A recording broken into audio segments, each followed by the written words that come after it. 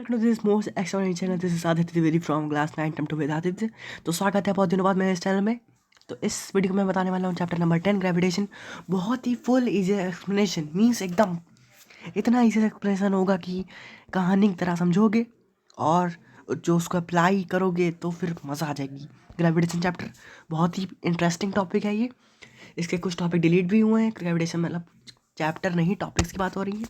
Gravitation में कुछ chapters हैं, जैसे टॉपिक्स हैं आर्किमिडीज प्रिंसिपल है, ये सब डिलीट हुए हैं। बुएंसी है, ये सब डिलीट हो गए हैं टॉपिक्स, तो वो सब हम लोग नहीं पढ़ेंगे। अगर आप टर्म 2 पढ़ना चाहते हैं तो आप इस चैनल को सब्सक्राइब कर सकते हैं। अगर आप नए हैं तो सब्सक्राइब कर लीजिए, लाइक कर लीजिए, शेयर कर दीजिए प्लीज़। ओके, तो टारगेट जो हमारा है वो है 1 के सब्सक्राइबर। इस वीडियो में जहाँ तक हम लोग 1 के सब्सक्राइबर निपटाना चाहते हैं, निपट जाएँ तो अच्छा है, वरना फिर आगे वीडियो तो हैं। ओके, तो फिर चैप्टर नंबर 10 ग्रेविटेशन बहुत ही अच्छे से पढ़ेंगे, मज़ा आएगी। ओके, तो शुरू करने वाले हैं। तो देखो, अगर तुमने मोशन चैप्टर पढ़ा है तो तुम इस चैप्टर को बहुत ही इजीली कर सकते हो। Force and loss of motion ये इसके पहले जो चैप्टर्स हैं वो आप अगर पढ़ा है तो अच्छे से कर सकते हो। लेकिन अगर तुमने वो चैप्टर नहीं पढ़ा है तो फिर इसको करने में थोड़ी कठिनाई हो सकती है, बट वो चैप्टर में भी मैं उसको इसमें रिकॉल करवा दूंगा। अगर वो चैप्टर छूट गया तो कोई दिक्कत नहीं है, क्योंकि मैं आपको तुमको वो पूरा चैप्टर्स जो हैं जो तुमने छोड़ दिए हैं उसको रिकॉल करवा दूंगा। मीन्स दोबारा बता दूंगा कि ऐसा ऐसा था, तो फिर हम ये फॉर्मूला लगा रहे हैं। तो इसके ग्रेविटेशन से रिलेटेड टोटल जो टॉपिक्स बनेंगे, वो मतलब वीडियोस बनेंगे, वो 4 वीडियोस बन रहेंगे। ये जो है ये हमारा पार्ट 1, आप सोच सकते हैं कि पार्ट 1 है। तो पार्ट 1, इसको पार्ट 1 नहीं कह सकते क्योंकि ये 1 शॉर्ट वीडियो है।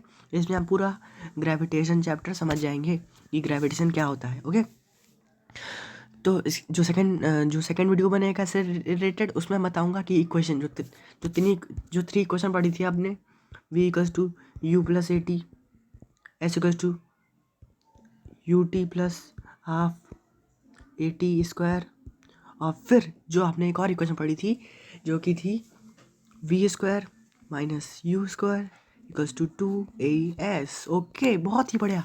तो ये कैसे यूज़ होंगी ग्रेविटेशन में, ये हम लोग देखेंगे न्यू में। फिर थर्ड पार्ट जो होगा वो होगा टेक्स्ट क्वेश्चन, मीन्स जो आपके बुक में दिए हैं वो क्वेश्चन देखेंगे। फिर जो अगला फोर्थ पार्ट होगा, फोर्थ वीडियो होगा, उसमें मैं बताऊँगा एक्सरसाइज क्वेश्चन। उसमें एक्सरसाइज क्वेश्चन होगा। मुझे तो बस वेट है सेकेंड पार्ट की, क्योंकि सेकेंड पार्ट भी बहुत ग्रैंड होने वाला है। इतना ग्रैंड होगा कि मज़ा आ जाएगी। ओके, तो चलिए उसी के साथ शुरू करते हैं। पहला ही टॉपिक जो चैप्टर का नाम है ग्रेविटेशन। तो ग्रेविटी नहीं, यहाँ पे ग्रेविटेशन की बात हो रही है। ग्रेविटी और ग्रेविटेशन में फ़र्क है, क्या फ़र्क है वो आगे हम लोग देखेंगे। ये देखिए, ग्रेविटेशन की बात हो रही है।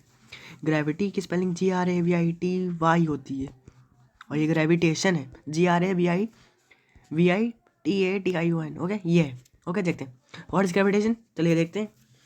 तो जो डेफिनेशन दी गई है वो है gravitation is the force of attraction between any two objects bodies in the universe. ये जो ऑब्जेक्ट है इसके बगल में ये साइन लगा है, ये ऑब्लिक ऑब्लिक कह सकते हैं, या फिर इसको अपॉन नहीं कहेंगे, मीन्स डिवाइड में लिखते हैं, डिवाइड नहीं है, ऑब्जेक्ट्स और बॉडीज। ओके, इसका मतलब ये हुआ कि gravitation is the force of attraction. Means gravitation क्या है ग्रेविटेशन क्या है? ग्रेविटेशन एक फोर्स है। ग्रेविटेशन एक फोर्स है, आप कह सकते हैं एफ, फोर्स को एफ से डिनोट करते हैं, तो हम लोग कह सकते हैं ग्रेविटेशन इज एफ। ग्रेविटेशन को एफ कह सकते हैं। फोर्स ऑफ अट्रैक्शन, तो F of attraction, force of attraction है between any two objects. Means ये जो ग्रेविटेशन फोर्स है वो कोई दो ऑब्जेक्ट्स के अट्रैक्शन की फोर्स है। मीन्स कोई भी ऑब्जेक्ट, आपके घर में कोई भी ऑब्जेक्ट हो, आपके स्कूल में कोई ना कोई ऑब्जेक्ट हो, आपके स्टडी रूम में कोई ना कोई ऑब्जेक्ट हो, हर जगह किसी भी जगह पे कोई भी ऑब्जेक्ट हो, कोई भी दो ऑब्जेक्ट। ओके, इसमें दो ही ऑब्जेक्ट लेते हैं। देखिए, ये तो एक ऑब्जेक्ट है, ये ऑब्जेक्ट है, तो दोनों आपस में। अब तीसरा आके नहीं अट्रैक्ट करेगा, तीसरा आके तो फिर इनकी इक्वेशन ही बदल जाएगी। तो दो ही चीज़ें अट्रैक्ट करेंगी, ऑलवेज दो ही चीज़ें अट्रैक्ट करेंगी, तीन नहीं करेंगी। ओके, ये भी एक बात है। और देखिए, अट्रैक्ट कैसे करेंगी, जैसे कि आपके घर में टेलीविज़न होती है, टेलीविज़न तो सबके घर में होती है। तो ये देखिए, ये टेलीविज़न कुछ ऐसे रेक्टेंगल शेप में होती है, तो ये रेक्टेंगल है। और मान लीजिए कि आपके घर में पेन होता है, पेन ज़्यादा बड़ा बनाती है, हाँ बड़ा पेन, ये देखिए, यस, ज़्यादा अच्छा राइटिंग ड्राइंग है नहीं, और इसमें बनता भी नहीं। तो ग्रेविटेशन तो ये देखिए, ये जो दो ऑब्जेक्ट्स हैं, इसको अगर मैं, ये देखिए, ये हमारी टीवी है, टेलीविज़न हो गई, और ये हमारा पेन हो गया। अब ये दो ऑब्जेक्ट हैं, ये भी आपस में अट्रैक्ट कर रहे हैं। तो ग्रेविटेशन क्या होती है? ग्रेविटेशन असल में कोई भी दो ऑब्जेक्ट्स क्या हो सकते हैं? Non living, living. ऑब्जेक्ट्स में नॉन लिविंग आ गए। नॉन लिविंग कौन से? टेलीविज़न हो गया, पेन हो गया, कोई भी जिसमें लाइफ ना हो वो नॉन लिविंग होते हैं, और जिसमें लाइफ हो उसे हम लोग कहते हैं लिविंग थिंग्स। आपको पता ही होगा। बॉडीज़, ये जो बॉडीज़ हैं, ये हमारी बॉडीज़ की बात की गई, फिजिकल बॉडीज़। मीन्स जो हमारा शरीर है वो भी अट्रैक्ट करता है। कैसे अट्रैक्ट करता है उसको आगे पढ़ेंगे, बहुत ही मज़ा आएगा। चलिए, इतना समझ गए कि व्हाट इज़ ग्रेविटेशन। बहुत ही बढ़िया डेफिनेशन है ये, कि gravitation is the force of attraction between any two objects bodies in the universe. मतलब कि ग्रेविटेशन एक फोर्स ऑफ अट्रैक्शन, एक फोर्स है किसकी? अट्रैक्शन की। किसके बीच? देखो, अट्रैक्शन होता है दो ऑब्जेक्ट्स के बीच में। तो दो ऑब्जेक्ट्स कौन कौन से हो गए? टू ऑब्जेक्ट्स हो गए, बॉडीज़ हो सकती हैं, ऑब्जेक्ट्स हो सकते हैं, या फिर एक बॉडी, एक ऑब्जेक्ट एक बॉडी हो सकता है, या फिर दोनों ऑब्जेक्ट हो सकते हैं, या फिर दोनों बॉडीज़ हो सकती हैं। तो इतना समझ गए। नॉन लिविंग थिंग और लिविंग थिंग के बीच में हो सकता है, या नॉन लिविंग के बीच में हो सकता है, कोई भी। बहुत ही आसान। चलिए, डेफिनेशन और बता दूं कि अब से हर चैप्टर के नोट्स भी मिल जाएंगी। जैसे जैसे मैं चैप्टर पढ़ाता रहूँगा उसकी नोट्स आती रहेंगी। तो जो टेलीग्राम चैनल का लिंक है वो आपको डिस्क्रिप्शन में दिया गया है, उसको ज्वाइन करिए। उसमें यही नोट जो मैं पढ़ा रहा हूँ तो आपको नोट्स वहाँ पे मिल जाएंगी। Okay, bye. आदित्य द्विवेदी। चलिए आगे बढ़ते हैं। आर बन गया। चलिए, तो बात करते हैं इम्पोर्टेंट पॉइंट्स की, जो कि इम्पोर्टेंट पॉइंट्स हैं, जो कि ग्रेविटेशन, जो आपका ये जो ग्रेविटेशन की डिफिनेशन थी, ग्रेविटेशन की डिफिनेशन जो हम लोगों ने पढ़ी थी, ये डिफिनेशन कि व्हाट इज़ ग्रेविटेशन। तो ग्रेविटेशन से रिलेटेड कुछ इंपॉर्टेंट पॉइंट्स जो आपको पता होने चाहिए, जो कि इस डिफिनेशन से पता चलता है। ओके, तो important points. Force of gravitation is the weakest force. ये जो लाइन है ये बहुत पूछी जाती है। Force of gravitation is the weakest force. ये कैसे? आपके बुक में लिखा है, आप इसको याद कर लोगे, बस हो गया आपका काम। बट अगर मैं बताऊं वीकेस्ट फोर्स क्यों है, आपने पॉइंट पढ़ लिया कि force of gravitation is the weakest force.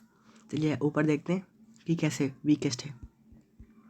देखिए, जैसे अगर मैं अट्रैक्शन की बात करूं, मैंने अट्रैक्शन की बात की, तो आपको पता है कि जो मैग्नेट होते हैं, मैग्नेट, जैसे कि मैंने क्यूबॉइडल मैग्नेट्स जो आते हैं उसको अगर ले लिया, तो ये देखिए, एक मैग्नेट ये हो गया, और उसके एकदम ठीक बगल में एक मैग्नेट हो गया, एक रेड मैग्नेट हो गया। ओके, ये दोनों मैग्नेट हैं, तो ये आपस में अट्रैक्ट करेंगे, क्योंकि इनका जो अट्रैक्शन होता है उसको कहते हैं मैग्नेटिक फोर्स। जब ये लोग अट्रैक्ट करते हैं उसको कहते हैं मैग्नेटिक फोर्स। क्या कहते हैं? मैग्नेटिक फोर्स, उसको मैग्नेटिक फोर्स कहते हैं। ओके, तो देखिए, अब ये लोग एकदम पास पास हैं, तो अट्रैक्ट करेंगे और ये आपस में जुड़ जाएंगे, मीन्स आपस में चिपक जाएंगे। इसके जो पोल्स होते हैं, नॉर्थ पोल्स और साउथ पोल्स आपस में मिल जाते हैं, और जो उसके जो दूसरे पोल, जो नॉर्थ नॉर्थ नहीं मिलते हैं, तो ऐसा होता है। तो अगर देखिए, दो मैग्नेट आपस में है, पास में है, तो ये एकदम से चिपक जाएंगे, इनके बीच में अट्रैक्शन होगा, चिपक जाएंगे। ओके, मीन्स कि यहाँ पे ग्रेविटेशन फोर्स वर्क करेगी। बट अगर मैं बात करूँ कि अगर ग्रेविटेशन फोर्स एक यहाँ पे हो जाए, मतलब कि ग्रेविटेशन नहीं, ये देखिए, एक मैग्नेट यहाँ पे हो गया, और एक मैग्नेट इतनी दूर आ गया इस जगह पे, तो फिर ये क्या अट्रैक्ट करेंगे? बहुत ही बढ़िया सा क्वेश्चन है कि एक मैग्नेट इधर है, एक मैग्नेट इधर है, इतनी दूर। मान लो कि अगर इनके बीच में, पहले इनके बीच में 5 मीटर का डिस्टेंस था, 5 मीटर का, और अब इनके बीच में 1 किलोमीटर का डिस्टेंस है, तो ये क्या अट्रैक्ट करेंगे? इनके बीच का डिस्टेंस क्या है? 1 किलोमीटर। तो ये क्या अट्रैक्ट करेंगे? पहले 5 मीटर था तब लोग अट्रैक्ट कर रहे थे, अब 1 किलोमीटर है, मीन्स 1000 मीटर्स। अगर मीटर में बात करें तो 1000 मीटर तो अट्रैक्ट करेंगे। सिंपल सी बात है कि नहीं करेंगे। क्यों नहीं करेंगे? ये लोग इसलिए अट्रैक्ट नहीं करेंगे क्योंकि ये लोग दूर हो गए, means magnetic force weakest force नहीं है। इसीलिए ये लोग जब लोग साथ में होंगे तभी मैग्नेटिक फोर्स वर्क करेगी। अगर ये लोग दूर होंगे तो मैग्नेटिक फोर्स वर्क नहीं करेगी, इसका मतलब ये है। लेकिन अगर ग्रेविटेशन की बात करें तो ये देखिए, मैंने एलईडी का एग्जांपल दिया था, तो चलिए एलईडी का देखते हैं एग्जांपल। ये देखिए, ये एलईडी, ये एक एलईडी हो गई, ये टीवी हो गई, ओके टीवी, ये टीवी हो गई और पेन। चलिए पेन बना लेते हैं, उसमें क्या है, तो ये हो गया आपका पेन, ओके ये पेन। अब देखिए, ये टीवी और पेन है, इनके बीच में ग्रेविटेशनल फोर्स वर्क कर रही है। ग्रेविटेशनल फोर्स मतलब कि कैसे वर्क कर रही है, हर चीज़ इस डेफिनेशन जो ये डेफिनेशन दी है उसके हिसाब से हर एक चीज़ अट्रैक्ट कर रही है आपस में। अगर कोई भी जितनी भी दूर चीज़ रखी हो उनके बीच में अट्रैक्शन हो रहा है, बट लेकिन तो आप लोग सोचेंगे कि वो एकदम चिपक क्यों नहीं रही है, मैग्नेट तो आपस में चिपक जाते हैं जब अट्रैक्शन होता है। तो वीकेस्ट फोर्स है ग्रेविटेशन, इसलिए ये लोग आपस में चिपक नहीं रहे हैं, ये लोग दूर खड़े हैं इसीलिए, वरना ये पेन जाकर सीधे एलईडी टीवी के घुस जाता, मीन्स एलईडी टीवी के पास चिपक जाता। बट ऐसा नहीं हुआ, क्यों? क्योंकि ग्रेविटेशन अगर दूर, क्योंकि इनके बीच में जो फोर्स ऑफ अट्रैक्शन है बहुत ही कम है, वो आपस इतनी कम है कि वो हम लोग को दिख नहीं रहा है, बट ऐसा हो रहा है, वो अट्रैक्शन वर्क कर रहा है, लेकिन इतना कम है कि वो आपस में हम लोग को नहीं दिखा पा रहा है कि वो आपस में जुड़ गया है, ओके। तो मतलब जुड़ा नहीं है, जुड़ा इसलिए नहीं क्योंकि फोर्स ऑफ अट्रैक्शन बहुत ही कम है, अगर ज़्यादा होगी तो दोनों आपस में जुड़ जाएंगे। लेकिन अब ये लोग नहीं छुएंगे, क्यों? क्योंकि ग्रेविटेशन वर्क दूर दूर में वर्क करती है, मीन्स अगर कोई ऑब्जेक्ट यहाँ पे है फिर कोई ऑब्जेक्ट यहाँ पे है तो वो ग्रेविटेशन फोर्स है वो वर्क करेगी। लेकिन मैग्नेटिक फोर्स क्या है, मैग्नेटिक फोर्स तभी वर्क करेगी जब एक मैग्नेट इधर होगा एक मैग्नेट इधर होगा, तभी वर्क करेगी। लेकिन अगर मैं ये मैग्नेट इधर रख दूँ तो ये मैग्नेटिक फोर्स वर्क नहीं करेगी, क्यों? क्योंकि बहुत दूर हो गया, उसका अट्रैक्शन नहीं हो पा रहा है, तो मैग्नेटिक फोर्स वर्क नहीं कर रही, क्योंकि वो तो वीकेस्ट फोर्स वो नहीं है। लेकिन ग्रेविटी की बात करूँ तो ग्रेविटी चाहे तुम ऑब्जेक्ट यहाँ रखो और चाहे वो ऑब्जेक्ट तुम यहाँ पे रख दो चाहे यहाँ रख दो, फोर्स ऑफ ग्रेविटेशन वर्क करेगी। सेकंड पॉइंट देखते हैं, बहुत ही टाइम वेस्ट हो गया, 12 मिनट हो गए, चलिए 12 मिनट का वीडियो अभी तक बन चुका है। तो सेकंड पॉइंट है, the gravitational force depends on the masses of two bodies taken into consideration. इसका मतलब क्या है, जो ग्रेविटेशनल फोर्स है depends on the masses, means जिसका मास ज़्यादा होगा, देखो दो मैंने बताया ग्रेविटेशन फोर्स किसके बीच में, force of attraction between two objects, means दो ऑब्जेक्ट, एक ये ऑब्जेक्ट, अब इनके बीच का फोर्स ऑफ अट्रैक्शन जो है वो होगी ग्रेविटेशनल फोर्स, ओके। तो फिर देखिए एक ऑब्जेक्ट है ये, हाँ एलईडी टीवी वाला एग्जांपल ले लेते हैं, बहुत ही अच्छा एग्जांपल एलईडी टीवी, ये है एलईडी टीवी, ये देखिए एलईडी टीवी, इसको बड़ा बड़ा लिख देते हैं टीवी, ओके टीवी। अब यहाँ पे अगर मैं कलर चेंज करूँ तो फिर यहाँ पे जो पेन, ये पेन है एक, है तो नहीं मान लो ये पेन है, ओके। अब ये टीवी और ये पेन, अब ये जो पेन है ये टीवी है, इसका मास अगर मान लीजिए, इसका मास हम लोग को दिया हुआ है 40 kg, मास इसका है 40 kg, ओके। मास वेट नहीं है, क्योंकि आगे मैं बताऊंगा कि मास इज़ नॉट वेट और weight is not mass, okay. कैसे बताऊंगा आगे, देखिए ये जो है वो वाला कॉन्सेप्ट है वो आगे बताएंगे। देखिए ये जो है पेन, अब देखिए पेन का मास हम लोग को दिया है 10 ग्राम, देख रहे हो ना, उसका 40 kg, इसका 10 ग्राम। अगर ग्रेविटेशनल फोर्स दोनों वर्क करती है तो जो तो जो अ, तो जो ये एलईडी है, जो टीवी है, वो ज़्यादा ग्रेविटेशनल फोर्स लगाएगी on the comparison of pen, okay, because the TV has more mass than pen, okay. Simple सी बात है कि उसके पास ज़्यादा मास है, किसके मुकाबले, इस पेन के मुकाबले उसके पास ज़्यादा मास है, इसलिए वो पेन के ऊपर ज़्यादा फोर्स लगा पाएगी, ओके। सिंपल सी बात है, वही ये थर्ड पॉइंट लिखा है, थर्ड पॉइंट नहीं है वैसे, ये सेकंड पॉइंट का ही एक्सप्लेनेशन है, ये समझ में ना है तो नोट्स में बता दिया था कि it's mean that whose mass is greater exerts more force, exerts इस वर्ड का मतलब आपको पता होगा, अगर ना पता तो बता देता हूँ, कोई दिक्कत नहीं है। एक्सर्ट्स, एक्सर्ट्स का मतलब होता है फोर्स लगाएगा। इट मीन्स दैट जिसका मास ज़्यादा होगा वो ज़्यादा फोर्स, मोर फोर्स, ज़्यादा फोर्स लगाएगा। सिंपल सी बात, चलिए आगे बढ़ते हैं। टेंजेंट, टेंजेंट ये सिंपल सी बात है। लाइन, पहले डेफिनेशन पढ़ लीजिए। Line touching the circle eight one point means कि ऐसी लाइन जो कि सर्कल के एक पॉइंट को टच कर रही है उसको हम लोग टेंजेंट कहेंगे। ओके, देख लेते हैं इस फिगर के, या फिर बुक में दिया था, एनसीईआरटी की बुक में दिया था, इसलिए मैं बता रहा हूँ, वरना इसका कोई यूज़ नहीं है, बट टेंजेंट आपको बताना चाहिए इन्फॉर्मेशन के अनुसार। देखिए, आपने डिफरेंस पढ़ ली, फिर से पढ़ लो अगर ना पढ़ी हो। Line touching the circle only at one point, एक पॉइंट पे ऐसी लाइन जो कि सर्कल को एक पॉइंट पे टच कर रही हो उसे कहते हैं टेंजेंट। ओके, देखिए ये जो लाइन है A B, A B, B, okay, तो ये जो लाइन है ये टच कर रही है, किस पॉइंट पे टच कर रही है? ये देखिए, ये जो पॉइंट है, ब्लैक से दिखाता हूँ मैं, ये देखिए, ये जो पॉइंट है, ये जो है ये इसका सेंटर है। ये जो मैंने बनाया वो नहीं, जो पहले से बनाया वो उसका सेंटर है। ये चीज़ जो है वो सेंटर है और ये सर्कल है।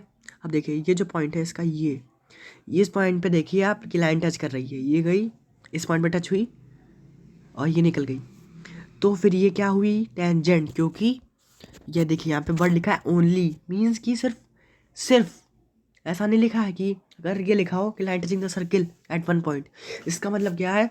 चाहे सर्किल वन पॉइंट पे टच करे, चाहे टू पॉइंट पे टच करे, चाहे टू ही पॉइंट पे टच हो सकता है, चाहे जैसे भी टच करे वो टेंजेंट होगी, बट ऐसा नहीं है। इसलिए कंडीशन लगाने के लिए ओनली लिखा है, कंडीशन लगी है ओनली, मीन्स कि सिर्फ, सिर्फ एक पॉइंट पे अगर कोई लाइन टू पॉइंट पे टच करती है तो this is not a tangent. Okay, तो अगर मैं दिखाऊँ, टेंजेंट हर जगह बन जाएगी। देखिए इस सर्कल में हर जगह बन जाएगी। एक लाइन ये जाए ली गई, ओ सॉरी सॉरी सॉरी, ये एक मिनट रुकिए। यस, एक लाइन ये चली गई, यस, एक लाइन ये हो गई, इसको आप कुछ ही बोल सकते हैं, सी डी, कुछ ही बोल सकते हैं।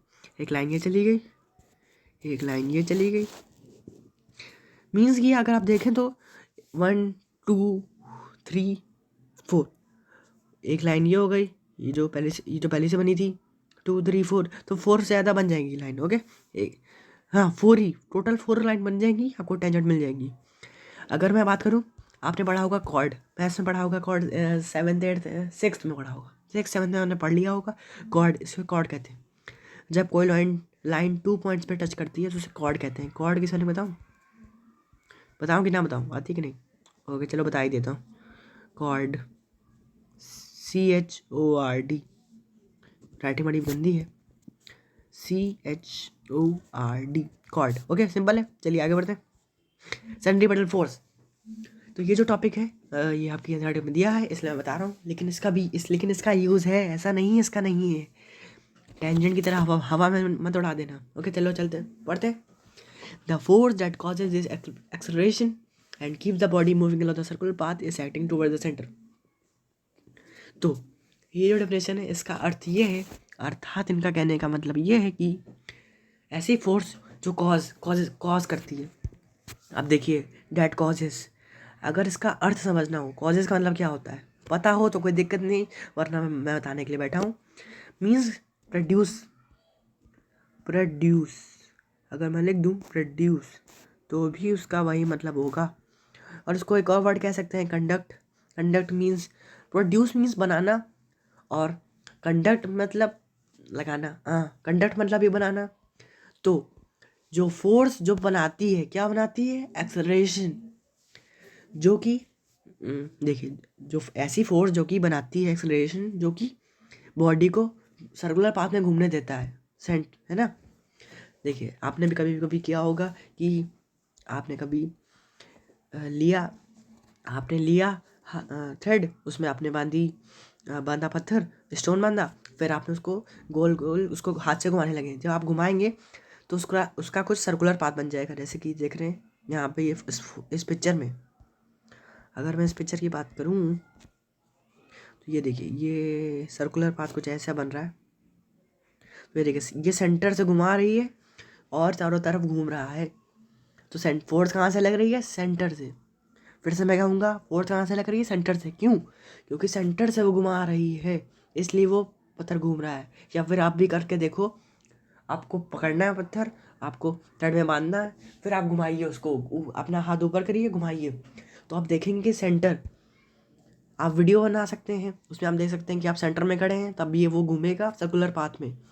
तो एक ऐसी फोर्स जो कि ये एक्सलेशन बनाती है ताकि वो सर्कुलर पाथ में घूमता रहे।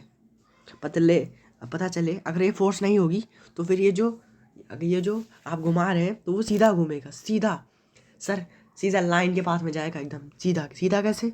ये इस पाथ में जाएगा। अभी कैसे जा रहा है? अभी ऐसे जा रहा है।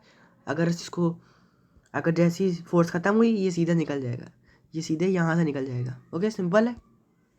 और एक और बात कि जब ये कभी पत्थर घुमा रहे हो, फिर आपने एकदम से छोड़ दिया, तो जैसे इस पॉइंट पे आपने छोड़ दिया, तो ये कुछ ऐसा निकल जाएगा, इसके टेंजेंट वे में।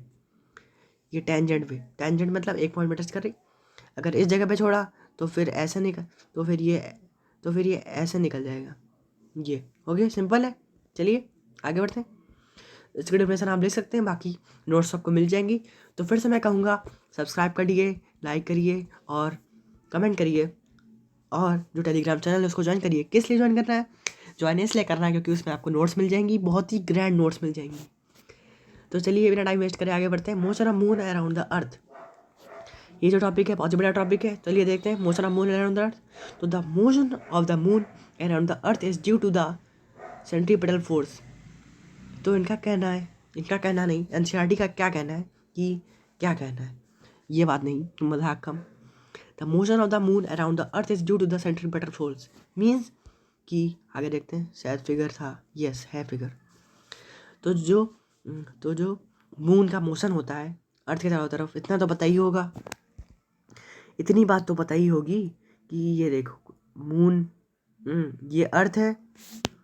ओके, ये अर्थ है ग्रे कलर का। अगर मैं मून बना दूँ, ये देखिए मून, इसका पाथ बना देते हैं पर्पल से। देखिए ये मून है, ये अर्थ है, मून है।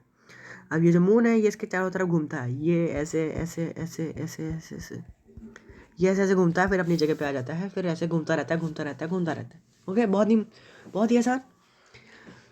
तो फिर ये किसके कारण होता है? ये due to the centripetal force. Due का मतलब क्या है? किसके कारण? कारण क्या है? किस फोर्स के कारण ये मोशन करता है, सर्कुलर मोशन? देखो, अगर सेंट्रीपिटल फोर्स नहीं होगी तो फिर क्या होगा? देखो वैसे फिगर है उधर, लेकिन अभी मैं बता दूं। ये देखिए, ये आपका मून है, ये आपका अर्थ है, ये आपका मून है। तो अब देखिए इसमें अगर अभी देखिए ये इसका चक्कर लगा रहा है गो सर्कुलर मोशन। अगर ये फोर्स ना हो तो क्या होगा? देखिए कैसे से जा रहा है। अभी हमने उसमें भी देखा था कि सर्कुलर पाथ में घूमता है, फिर जैसी फोर्स हट जाए तो सीधा चला जाएगा। तो वैसे ही जैसी अगर इस पॉइंट पे मान लो कि फोर्स चली गई, ब्लैक से दिखाता हूँ, इस पॉइंट पे जो है फोर्स यहाँ पे ख़त्म हो गई, तो फिर ये जो मून है ये निकल जाएगा आगे की सैर पे निकल जाएगा। सोचेगा चलो आगे चलते हैं, क्योंकि यहाँ पे फोर्स ही नहीं है तो मैं सर्कुलर कैसे घूमूँ। तो फिर ये यहाँ पे पहुँच जाएगा, फिर यहाँ पे कैसे भी चला जाएगा, क्योंकि वो तो अपने हिसाब से चला जाएगा। ओके, सिंपल है। चलिए और देखते हैं। सेंट्रीपिटल फोर्स सेकंड पॉइंट पे है, बता दूँ ये बता। Centripetal force is provided by the force of attraction of the earth.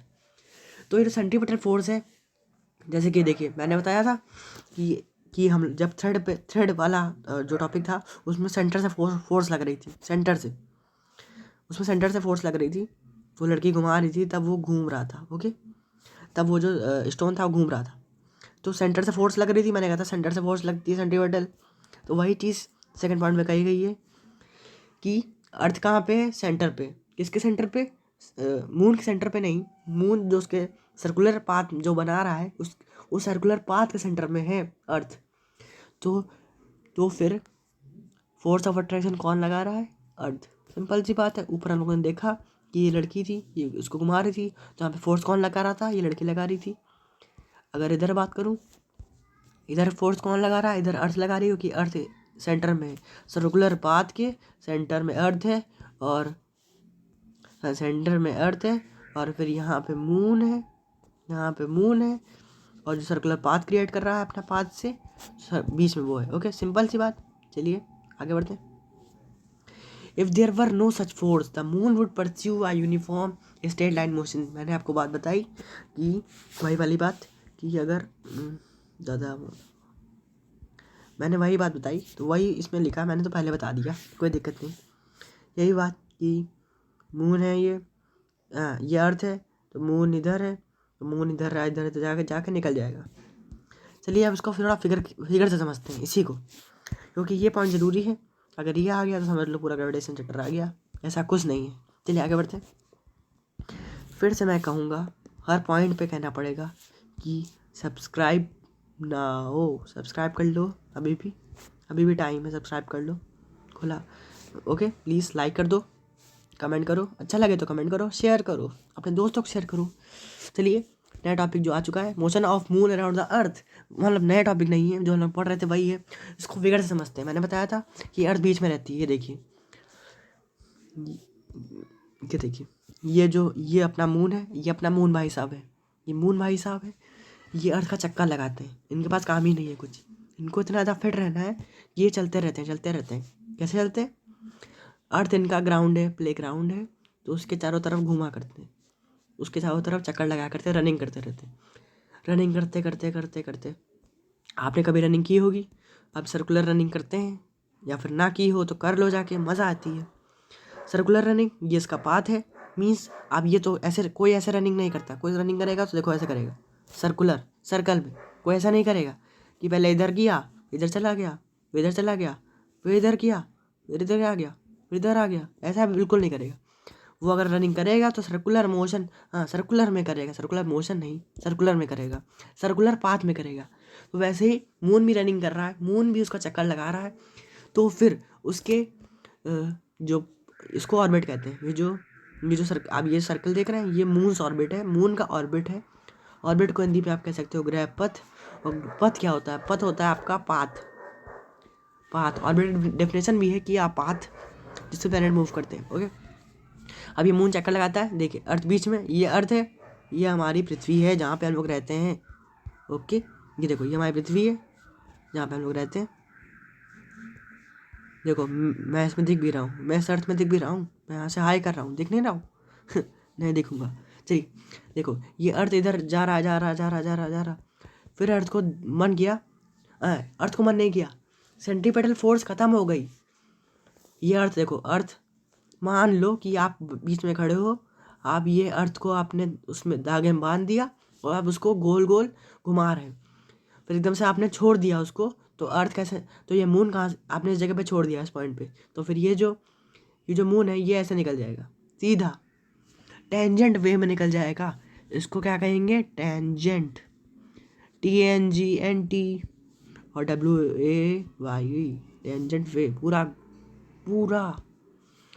Okay, बहुत ही अच्छा, बहुत ही बढ़िया। ना समझ में आया हो तो फिर रिफाइंड करके दे सकते हो, बहुत ही मज़ा आ रही है। फिर से मैं कहूँगा, इस पेज पे भी कहूँगा कि सब्सक्राइब, इतनी जगह सब्सक्राइब लिख दिया है कि बाकी ग्रेविटेशन का कुछ नामो निशान ही नहीं। चलिए आगे बढ़ते हैं।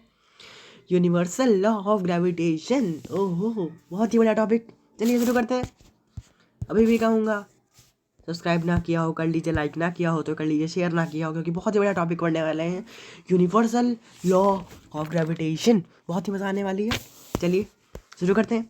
According to this means, according to this का मतलब क्या है? आप इसको बोल सकते हो according to this law, means इस लॉ के अनुसार, ये जो लॉ है ये हमें क्या स्टेट करता है, आपकी जो इंटेक्स्ट क्वेश्चन है उसमें दिया भी है। इंटेक्स्ट क्वेश्चन का चलो थर्ड पार्ट में करेंगे, बहुत ही मज़ा आएगी। चलिए पहले इस पर फोकस करते हैं। यूनिवर्सल लॉ ऑफ ग्रेविटेशन, तो ये जो है ये क्या कहते हैं, ये जो यूनिवर्सल लॉ ऑफ ग्रेविटेशन है ये किसने दिया है? पहले तो ये सुन लो, ये ग्रेविटेशन, ये जो यूनिवर्सल लॉ ऑफ ग्रेविटेशन है ये हमारे आइजैक न्यूटन ने दिया है। आइजैक न्यूटन की स्पेलिंग देख लीजिए, oh my god, Isaac Newton, बहुत ही, oh my god, Isaac Newton की स्पेलिंग देखिए, ISSAC।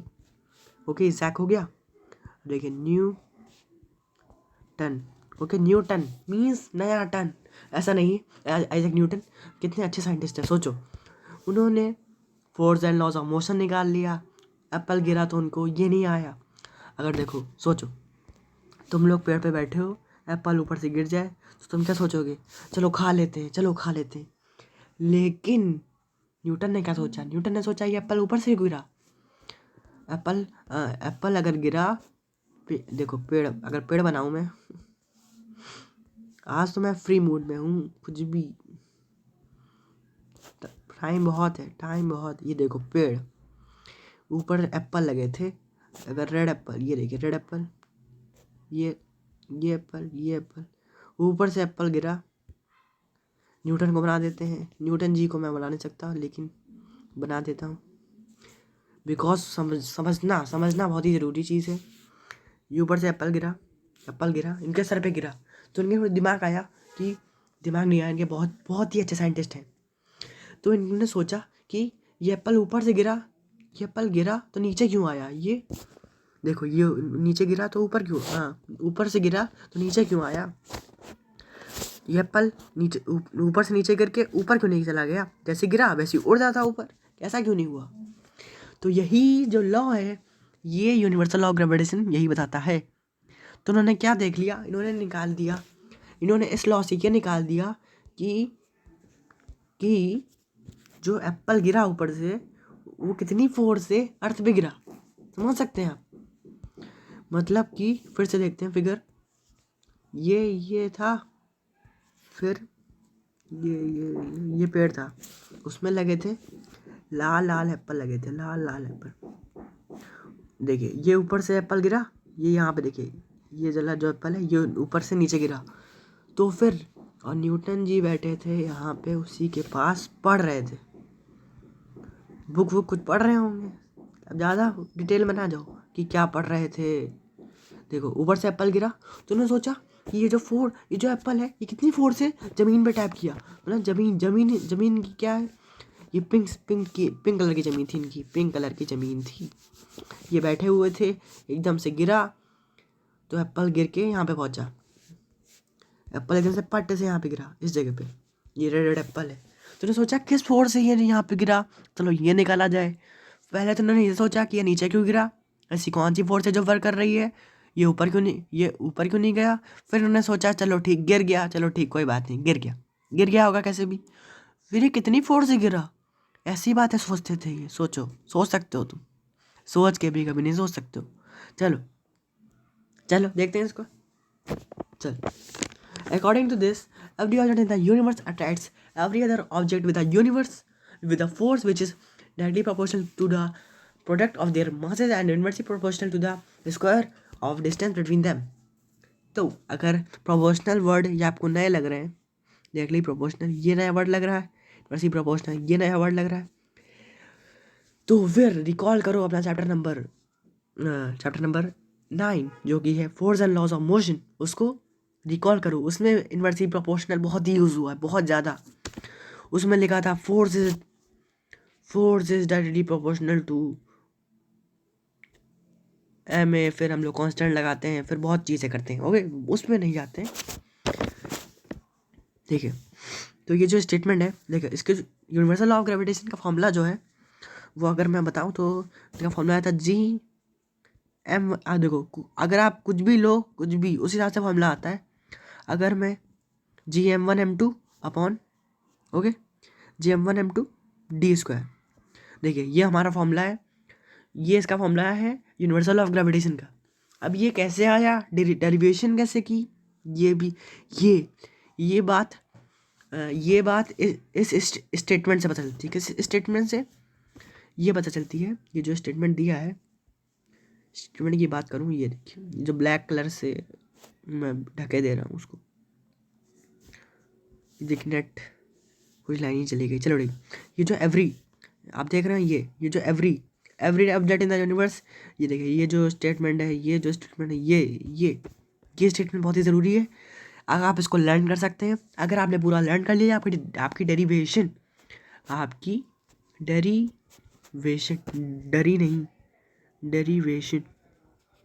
डेरिवेशन यूँ हो गई, यूँ चुटकियों में हो जाएगी, बहुत ही आसान है। देखो एवरी इनका कहने का मतलब क्या है, every object in the universe attracts every other object.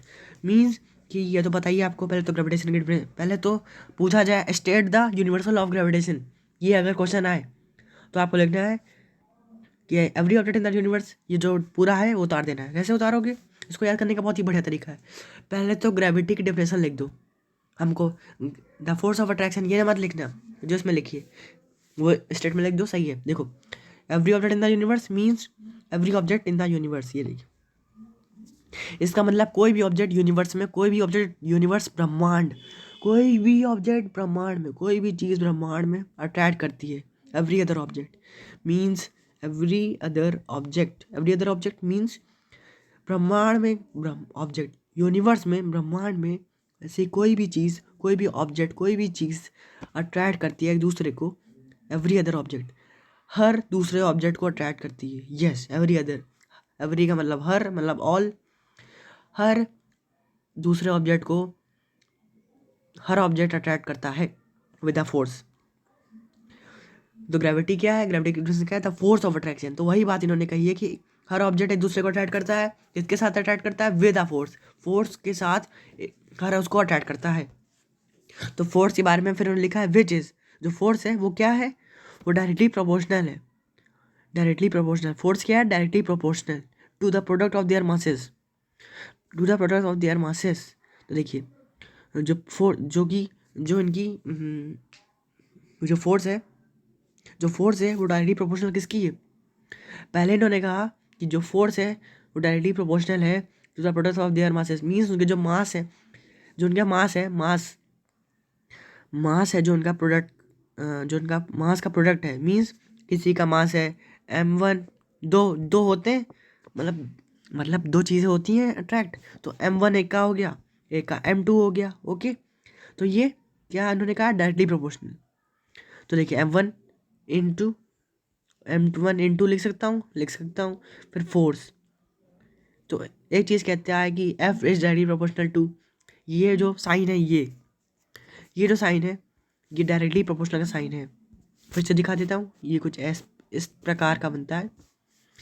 Okay, ये डायरेक्टली प्रोपोर्शनल का साइन है। इसका मतलब क्या है कि अगर उनके मास और अगर उनका मास बढ़ेगा तो फिर फोर्स भी बढ़ेगी, और अगर फोर्स बढ़ेगी तो मास तो बढ़ेगा ही होगा। समझो, देखो अगर किसी का मास 1 है और किसी का 2 है, तो 2 तो फोर्स क्या हो जाएगी, 1 इंटू 2। मतलब सिंपल ऐसे समझ सकते हो, फोर्स हो जाएगी 1 इंटू 2, तो मतलब 2। अगर दोनों का मास बढ़ जाए, इसका 2 हो जाए, इसका भी 2 रहे, तो फिर 2 2 जा 2 इंटू 2 4, तो मास क्या हो जाएगा, तो फिर फोर्स क्या हो जाएगी 4। तो फिर आपने देखा कि अगर ये चीज़ बढ़ रही है, अगर मैं इसको एरो से दिखाऊं, ये चीज़ बढ़ रही है तो डायरेक्टली प्रोपोर्शनल के हिसाब से ये चीज़ भी बढ़ेगी। अगर फोर्स बढ़ रही है, अगर मास बढ़ रहा है तो फोर्स बढ़ेगा। आसान सी बात है, समझ में आया। ओके चलो, और और उसी फोर्स में इन्होंने एक और बात कही है, उन्होंने उसी फोर्स की बात कही है कि और वही फोर्स इन्वर्सली प्रोपोर्शनल है किसका, ध्यान से सुनना, inversely proportional to the square of the distance between them. एक और जो हम लोग को वो मिल गया, एक और पॉइंट मिल गया कि एक था भाई कि F is directly proportional to, वो बना दिया था। अब देखते हैं F is inversely proportional. Inversely कैसे लिखते हैं, देखो इन्वर्सली में क्या होता है, जो डिस्टेंस होता है, जैसे देखो कोई भी चीज़ है इन्वर्सली प्रोपोर्शनल में गई तो वो अपॉन में चली जाती है, मीन्स डिवाइड में चली जाती है। ऐसा क्यों, क्योंकि वो इन्वर्सली प्रोपोर्शनल है। ओके, तो आप क्या लिखोगे, उसके नीचे कुछ था नहीं तो हम लोग 1 लिख लेंगे, 1 अपॉन दो, देखो square of the distance between them, ये जो लिखा है square of the distance means distance का स्क्वायर, तो हम लोग क्या लिखेंगे 1 अपॉन डी स्क्वायर। डिस्टेंस क्या है डी, तो डी स्क्वायर। तो देखो एक और हम लोग को मिल गया F is directly proportional to D square. आप लोग पूछेंगे कि ये इन्वर्सली प्रोपोर्शनल का मतलब क्या है। इन्वर्सली प्रोपोर्शनल का मतलब ये है कि जब डिस्टेंस बढ़ेगा तब फोर्स कम होगी। उसमें क्या था कि जब मास बढ़ेगा तो फोर्स ही बढ़ेगी। इसमें क्या है, जब डिस्टेंस बढ़ेगा, उल्टा है। इसमें क्या है, उसमें था कि दोनों चीज़ें सेम रहेंगी, मीन्स अगर मास बढ़ेगा तो फोर्स ही बढ़ेगी, बट इसमें क्या है, डिस्टेंस बढ़ेगा तो फोर्स कम होगी। ओके, सिंपल है। चलो आगे बढ़ते हैं। और अगर ये आपकी बुक में ये फिगर दिया है, आप इसको देख सकते हैं, ये फिगर 10.2, इसको भी मैंने ले लिया। क्यों ले लिया, क्योंकि डिस्टेंस, जो इनका डिस्टेंस है वो कैसे आप देखोगे। मान लो एक ऑब्जेक्ट है ए, सॉरी सॉरी सॉरी, ए पे ये लिखूँ, एक ऑब्जेक्ट ए है और एक बी है। ओके, तो जो इसका देखो एक ऑब्जेक्ट ए है, दोनों का साइज में डिफरेंस, तो आप डिस्टेंस कहाँ से लोगे, बात है कि नहीं, डिस्टेंस आप कहाँ से लोगे, डिस्टेंस आप लोगे, ये देखो ये जी कहाँ से आया ये हम लोग आगे देखेंगे, अभी तुरंत देख रहे हैं, क्योंकि ये तो मैंने ऐसे ही बता दिया था स्टेटमेंट आपको, डेरिवेशन अभी मैंने नहीं की, डेरिवेशन मैं अभी करके दिखा रहा हूँ।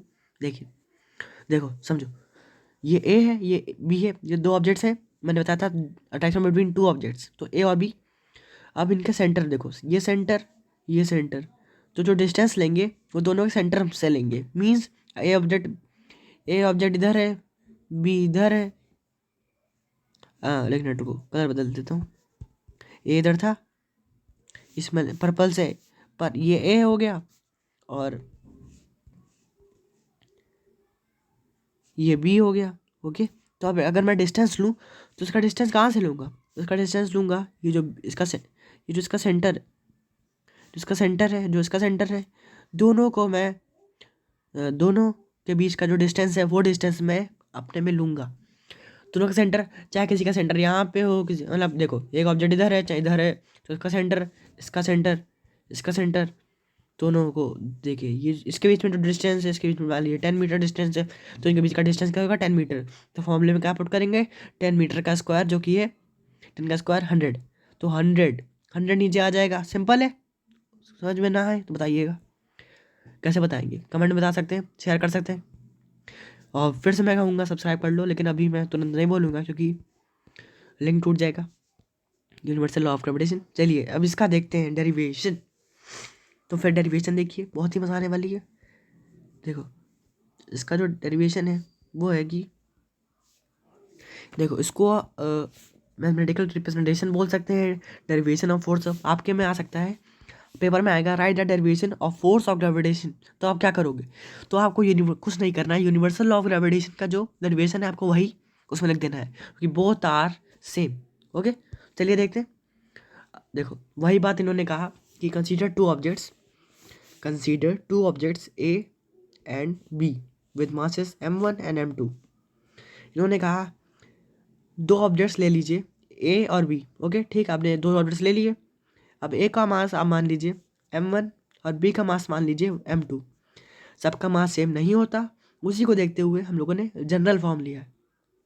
देखो किसी का जैसे ए है, इसका मास 10 kg हो गया, उसका मास 20 kg हो गया, तो फिर यही, तो फिर हम लोगों ने m1 अगर दोनों में m1 ले लेंगे तो फिर दोनों सेम हो जाएंगे, बट हर केस में ऐसा नहीं रहेगा, इसलिए सिर्फ इसीलिए दोनों का मसला लिए गए क्या, m1 और m2। ओके, m1 और 2 में फ़र्क है, आप देख सकते हैं। फिर देखिए, consider the distance between them, their centre is D. Simple है, डिस्टेंस आप डी ले सकते हो, ठीक, कोई दिक्कत नहीं।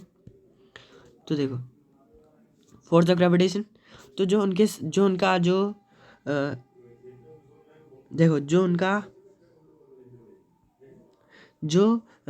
स्टेटमेंट जो हमने पढ़ा था, कहाँ पढ़ा था, ऊपर पढ़ा था, ये जो स्टेटमेंट पढ़ा था कि फोर्स इज डायरेक्टली प्रोपोर्शनल, तो वही चीज़ मैंने लिख दी है इधर, वही चीज़ इधर लिखी है कि एफ इज, हम लोगों ने क्या निकाला था F is directly proportional to mass किस दो, एक m1 है इनटू m2। ओके, सिंपल है, तो उसी के हिसाब से इन लोगों ने इसमें लिखा गया है एफ इज, देखिए प्रोपोर्शनल का साइन इसमें कुछ दिक्कत कर रहा है, इसको सही कर देते, देखो एक मिनट, ये देखो F is directly proportional to m1 into m2। Okay, समझ गए। देखो कहीं भी अगर आपको ऐसा साइन दिखे और फिर लिखा हो 2, इसका मतलब क्या है, जैसे देखो इधर लिखा है 3, फिर इधर लिखा है ये ऐसा साइन बना है, एक मिनट यस, ऐसा साइन बना है और फिर लिखा है 2, इसका मतलब क्या है, इसका मतलब है कि 3 की पावर 2। ओके, सिंपल है, समझ रहे हो ना, समझ रहे हो तो कमेंट करना, लाइक करना, शेयर करना, सब्सक्राइब कर लो, लिंक ना टूटे, इसलिए चलिए शुरू करते हैं। आल्सो फोर्स ऑफ ग्रेविटेशन, और फोर्स ऑफ जो एक और स्टेटमेंट, जो स्टेटमेंट था उसमें और क्या लिखा था कि ये ऊपर से फिर से चलते हैं, कोई दिक्कत नहीं है फिर से आने में। एंड के बाद तो एंड के पहले वाला बना दिया हम लोगों ने क्या, F is directly proportional to M1 into M2 second. तो एंड के बाद क्या था, inversely proportional to the square of the distance between them. तो inversely proportional to the square of the distance between them. तो फिर जब हम लोगों ने ये स्टेटमेंट पढ़ा तब हम लोगों ने बनाया नहीं दिया, जो सही है वो लिख दिया कि F is directly proportional to 1/d²। ये जो है ना, ये जो 1/d, ये 1/d लिखा है, इसको मैं दिखाऊं तो ऐसे, F is directly proportional to 1 क्योंकि ये अपनी लैंग्वेज यही है, F1/d²।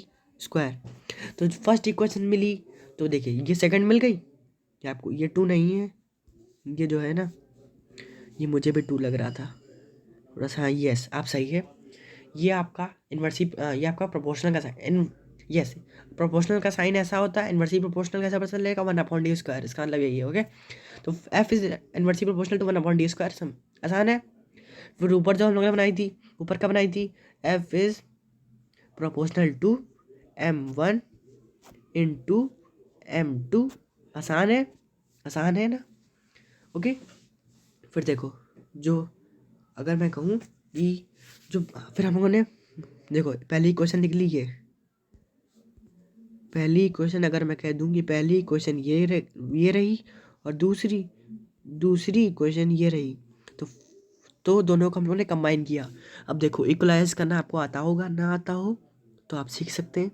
देखो मैंने ये 2 क्वेश्चन मिला दी, 2 इक्वेशन, देखो फोर्स, दोनों में फोर्स है, इसलिए एक फोर्स लिखा है, वरना मैं 2 फोर्स लिखता हूँ। दोनों में M, सब अलग अलग टर्म्स हैं, मतलब बस फोर्स सेम है इसलिए फोर्स साथ में आ गई, बाकी सब अलग अलग टर्म है इसलिए सब टर्म एक ही साथ लिख दिए। देखो थर्ड निकली कि F is directly proportional to M1 into M2 upon d²। Yes, F is directly proportional to M1 into M2 upon d²। वही बात हम लोगों ने जब मिलाई, देखो तो पहला स्टेटमेंट लिख दिया M1 इंटू, देखो 1/1 क्यों नहीं लिखा है यहाँ पे, आप लोग अगर सोचो कि 1 क्यों नहीं लिखा, 1 इसलिए नहीं लिखा क्योंकि 1 को आप किसी से मल्टीप्लाई करोगे, जैसे अगर मैं 1 को 2 से मल्टीप्लाई करूँ तो 2 ही आ जाएगा, तो 1 का कुछ फ़ायदा नहीं है। प्लस अगर साइन होता तो हम लोग 1 को लिखते हैं, बस प्लस का साइन नहीं है, मल्टीप्लिकेशन हो रहा है, इसलिए हम लोगों ने 1 नहीं लिखा। ओके, तो जो हम लोगों को मिला, F is directly proportional to M1 into M2 upon d²। बहुत ही मज़ा आ रही होगी आपको, सच बता रहा हूँ, सब समझ में आ रहा होगा। तो अपॉन d², ओके सिंपल है। चलो आगे देखते हैं, कंटिन्यू द डेरिवेशन। तो डेरिवेशन कंटिन्यू करते हैं। देखो जो इक्वेशन बनी थी हम लोग की, F is directly proportional to M1 into M2 upon d²। तो आपको पता होगा कि ये जो प्रोपोर्शनल साइन है, अब देखो अगर मैं ऐसे लेकर रहने दूंगा तो फिर इक्वेशन अच्छी लगेगी, नहीं। और वैसे कि फॉर्मूला भी हम लोग को पता है कि GM1 M2 अपॉन d²। तो फिर हम लोगों ने यहाँ पे कांस्टेंट के ऐड करेंगे। आपने देखा होगा कि जब हम लोगों ने force and laws of motion में जब प्रोपोर्शनल का साइन हटाते थे तो हम लोग के लगा देते थे, कांस्टेंट के, उसकी वैल्यू हम लोग 1 रख देते थे। बट एक साइंटिस्ट थे, अभी साइंटिस्ट की बात बाद में करेंगे। देखो फिर हम लोगों ने के रख दिया। देखो इसमें देखो ये जो है इसमें हम लोगों ने के रख दिया, जब के रखा तो ये हम लोग का हो गया F इक्वल्स टू कैसे आ गया, देखो जब हम लोगों ने वो प्रोपोर्शनलिटी का साइन हटाया, देखो लिखा है इसमें साफ प्रोपोर्शनलिटी का साइन हटाया, तो हम लोग उसको इक्वल्स टू ले सकते हैं क्योंकि हम लोगों ने प्रोपोर्शनलिटी का साइन हटा दिया। कैसे, कांस्टेंट के ऐड करके।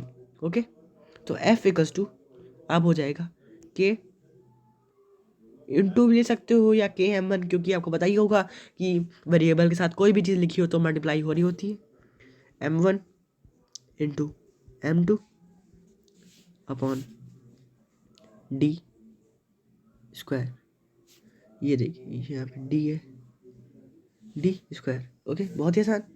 अब देखो तो इन लोगों ने एक्सपेरिमेंट किया, इन लोगों ने कहा कि ये बहुत आसान हो रहा है फार्मूला, ये फॉर्मूला हम बच्चों के लिए बहुत ही आसान हो रहा है, थोड़ा इसको मुश्किल करो।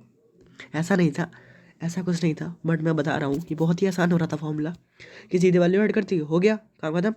बट मैंने कहा चलो थोड़ा मज़ा लाते हैं, थोड़ा इंटरेस्टिंग करते हैं इस फॉर्मूला को, ताकि लोगों को लगाने में थोड़ा लगे कि हम लोग फिजिक्स साइंस लगा रहे हैं, ग्रेविटेशन फॉर्मूला यूज़ कर रहे हैं। तो फिर इन्होंने कांस्टेंट के को जी बना दिया। ये जो कांस्टेंट के था इसको लोगों ने जी बना दिया। क्या बना दिया? जी बना दिया। अब जी बना दिया, फिर जी की इन लोगों ने वैल्यू निकाल दी। क्या निकाल दी? 6.673 इंटू 10⁻⁻11 न्यूटन मीटर स्क्वायर के जी पर के जी स्क्वायर। समझ रहे हो कितना ज़्यादा परेशान करने के लिए उन्होंने क्या किया? उन्होंने नई वैल्यू निकाल दी, जो के था उसको जी बना दिया, और जो जी था उसकी वैल्यू लोगों ने निकाली। जी की वैल्यू जो निकाली वो हो गई 6.673 इंटू 10 की इंटू, देखो देखो मिनट को रुको, ये देखो 6.673 इंटू 10⁻⁻11 न्यूटन मीटर स्क्वायर पर मिनट पर, थोड़ा इधर आ जाते हैं, के जी स्क्वायर। तो देखिए पर के जी स्क्वायर, देखो अगर मैं इसको आपकी कहीं कहीं बुक में दिया होगा 6.67 दिया होगा, 3 नहीं दिया हो, 3 ना दिया हो तो कोई दिक्कत नहीं है, आप 6.67 भी लगा सकते हो। ओके, तो जब ये फॉर्मूला, ये जो वैल्यू है, जब हम लोग इसको क्वेश्चन में लगाते हैं तब हमारा जो आंसर आता है वो अप्रॉक्स में आता है, क्योंकि कोई कोई इसकी वैल्यू 6.67 लगाएगा, कोई इसकी वैल्यू 6.73 लगाएगा, तो कोई इसकी वैल्यू 6.7 लगा देगा। बताओ 6.7 कैसे लगाते हैं? 6.67 चलो ठीक, तुम लोगों ने 2 नंबर लिए, फिर चलो 6.6 ठीक, 6.6 ठीक नहीं, 6.6 ठीक क्यों? देखो 6.673 था, तुमने 3 हटा दिया, चलो ठीक, 6.67 ले लो।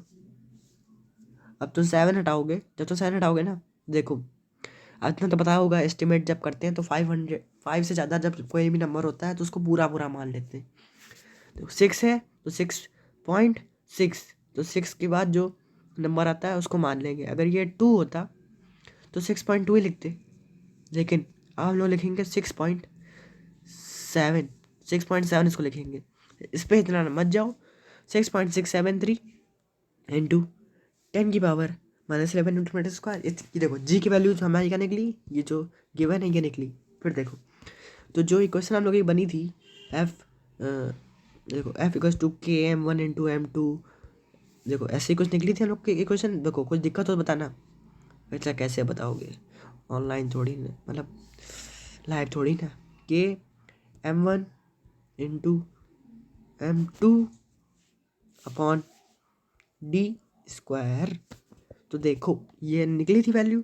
अब देखो एफ इक्वल्स टू, तो 4 जो हम लोग की हो गई, जब जी ऐड किया तो हम जो हमारी जो इक्वेशन बन गई वो हो गई F equals to G, G नहीं G, capital G, capital G, yes capital G भी याद रखना, क्योंकि आगे हम लोग जो पढ़ेंगे उसमें स्मॉल जी भी कुछ है, उसका भी कुछ रोल है, उसकी बात करेंगे। m2 upon D, D square. देखो ना दिख रहा हो, एक मिनट को, देखो ओके सिंपल है, वही बात लिखी है। देखो बहुत ही अच्छे से हम लोगों ने जो डेरिवेशन है सॉल्व कर ली, बहुत ही मज़ा आई होगी डेरिवेशन सॉल्व करने में। ओके कुछ ना समझ में आई? देखो पहले जो इसमें बढ़ा वो देख लेते हैं। 54 मिनट, आज 1 घंटा ऐसे निकल गया। देखो के कांस्टेंट के ऐड किया, फिर कांस्टेंट के बाद जी की वैल्यू निकल आई 6.673 इंटू 10⁻⁻11। ओके सिंपल है। चलिए चलिए आगे बढ़ते हैं। इम्पॉर्टेंस ऑफ ग्रेविटेशन, चलिए इम्पॉर्टेंस ऑफ ग्रेविटेशन पढ़ते हैं। इम्पॉर्टेंस ऑफ ग्रेविटेशन नहीं, ये यूनिवर्सल लॉ जो है, ठीक, ये यूनिवर्सल, ये जो ऊपर लॉ पढ़ा हम लोगों ने यूनिवर्सल लॉ ऑफ ग्रेविटेशन, उसकी क्या इंपॉर्टेंस है वो देख रहे हैं हम लोग। यूनिवर्सल लॉ, एक मिनट रुको, वेट करो, वेट करो, सब्र का फल मीठा होता है। चलो, यूनिवर्सल लॉ ऑफ ग्रेविटेशन, इसकी हम लोग इंपॉर्टेंस देख रहे हैं। इंपॉर्टेंस पे ध्यान दो, ग्रेविटेशन पे ध्यान दो, यूनिवर्सल लॉ पे ध्यान दो, और ऑफ पे ध्यान दो, सब पे ध्यान देना है। The force that bind us to earth means जो फोर्स जो हमको अर्थ पे चिपकाए रखती है, चिपकाए का रखती है। Okay, the motion of the moon around the अर्थ, जो मून जो है चारों तरफ घूमता है अर्थ के चारों तरफ, वो कैसे घूमता है, वो यूनिवर्सल लॉ ऑफ ग्रेविटेशन में आप समझ सकते हैं। But the motion of planets around the sun means देखो सन की भी यही कहानी होती है कि सन तो प्लैनेट्स, देखो सन इधर रहता है, सन बीच इस कहानी में सन बीच में रहता है, प्लैनेट्स इसका चक्कर लगाते रहते हैं, चक्कर लगाते रहते हैं, चक्कर लगा देते हैं, चक्कर चक्कर चक्कर, ऐसे करते करते देखो सन बीच में है। अगर मैं इसको येलो से शो कर दूँ, ये देखो ये है, ये हमारे सूरज भगवान है, ये बीच में रहते हैं, और ये जो साइड साइड में है, ये चक्कर लगाते रहते हैं प्लैनेट्स। तो प्लैनेट चक्कर लगाते रहते हैं क्योंकि उनका काम है चक्कर लगाना, उनका जो ऑर्बिट है उसके हिसाब से वो चक्कर लगाते हैं। तो ये किसके कारण, यूनिवर्सल लॉ ऑफ ग्रेविटेशन। और the tides due to the moon and the sun. अब ये टाइड्स क्या बात हुई, टाइड्स को आप कह सकते हैं हिंदी में ज्वार भाटा कह सकते हैं। ज्वार भाटा ये क्या है, ये वेव्स हैं, वेव्स आपने पढ़ा, वेव्स होती हैं। वेव्स क्या होता है, जो जल होता है, जल मीन्स समुद्र मुद्र होते हैं, उसमें क्या आता है, उसमें कभी कभी आपने देखा होगा कि सुनामी आ जाती है, वेव्स उठ, जो सुनामी क्या होता है, वेव्स होती हैं सुनामी, तो वही वेव्स को टाइड्स भी कह सकते हैं। तो वो किसके कारण होते हैं, वो कोई मशीन नहीं है कि मशीन किसी ने उसके अंदर लगा दी तो वेव्स पानी ऊपर आने लगा, वो अपने आप होता है, वो नेचुरली कोई चीज़ है। वो कॉन्सेप्ट अलग है, उसको समझना बाद में लोग समझेंगे। तो बात करते हैं फ्री फॉल। ओके, बहुत ही बढ़िया टॉपिक है फ्री फॉल। इसको अगर मैं बताऊं तो डिफरेंशन के हिसाब से whenever objects fall from top of the height towards the earth, so there was a time when there is no force acting on the object instead of gravity, so this scenario is called free fall। को समझ में आया, समझ में आया, नहीं आया, चलो ठीक समझाता हूँ।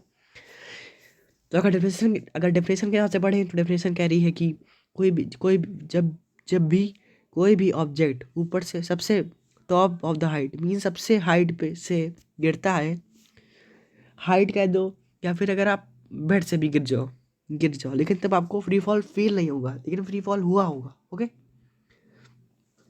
देखो towards the earth so there was a time, तो उस समय एक टाइम आता है जब कोई फोर्स एक्ट नहीं कर रही होती है, ग्रेविटी के अलावा उस समय कोई फोर्स एक्ट नहीं कर रही होती है। तो वही जो मौका है, वही जो सीन है, वही जो सिनेरियो है, वही सिनेरियो का मतलब क्या है, सिनेरियो का मतलब होता है एक्सपीरियंस। यस, वो एक्सपीरियंस जो है वो आपको जो फील होता है उस समय जब आप आसमान, अभी आसमान में एग्जाम्पल के साथ समझाऊंगा, कॉल्ड फ्री फॉल। ओके, उसको फ्री फॉल कहते हैं।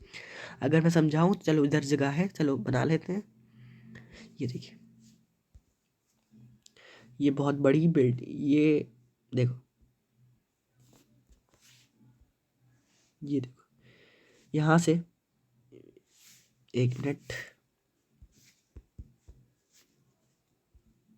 ये देखो, ये जो है ये बहुत बड़ी बिल्डिंग है। ओके, यहाँ पे एक बच्चा खड़ा है अपने, ठीक, यहाँ पे एक बच्चा खड़ा है, ठीक, उसके पीछे उसके दोस्त हैं, उसके पीछे उसके दोस्त हैं।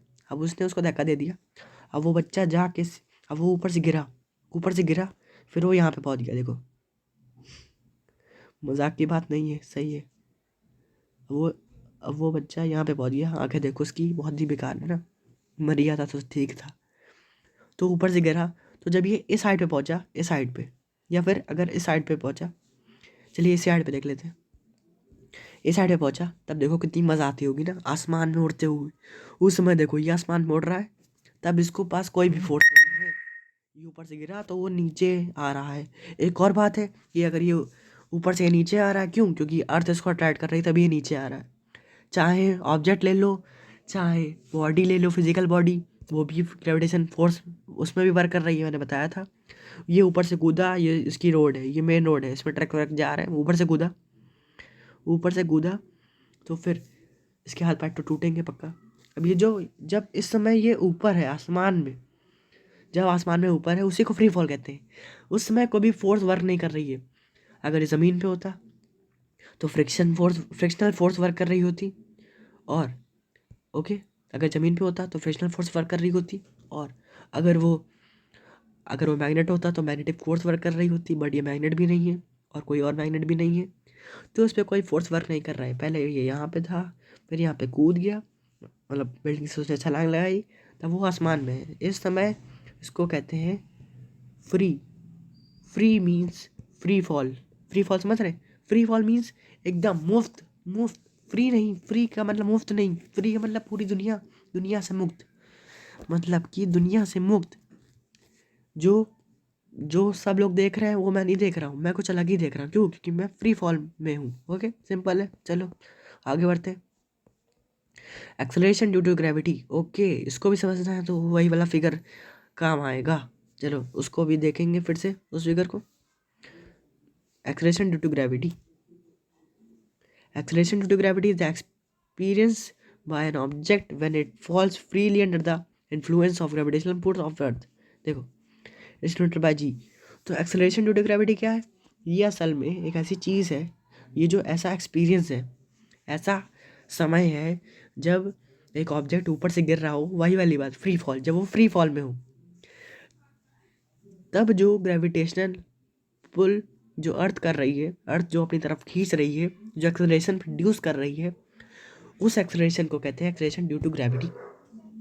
Means in the presence of gravity the acceleration is called acceleration due to gravity. So we denote it is denoted by G. जो भी मैंने इंग्लिश में बोला समझ में ना आया हो तो बता देता हूँ। तो जब ग्रेविटी हो तब जो एक्सेलरेशन प्रोड्यूस हो रहा हो उसको कहते हैं acceleration due to gravity. Means acceleration किसी कारण, ग्रेविटी के कारण जो एक्सेलरेशन होता है उसको कहते हैं, उसे कहते हैं acceleration due to gravity. Simple. कैसे कैसे एक्सेलरेशन कैसे होगा? वही वाला फिगर देखते हैं, वही से फिर से बनाना पड़ेगा। मैंने बताया था कि फिगर की ज़रूरत पड़ेगी, पहले याद रहता तो हटाता ना फिगर। ये देखो, यहाँ पे वही बच्चा फिर से आ गया छलांग लगाने। आपकी उस टाइम अपने दोस्त को भेजा, आपकी वो खुद नहीं आया। उस टाइम कहा आपकी बेटा तुम जाओ, हम तो भैया हाथ पैर तुड़वा चुके हैं, अब ये भैया तुम जाओ, हम नहीं जाएंगे। देखो, समझो, देखो अब वो वहाँ से कूदा, तो फिर वो इस समय पे जब आया तब फिर से फ्री फॉल में आ गया। फ्री फॉल, फिर से वो फ्री फॉल में आ गया। सिंपल है।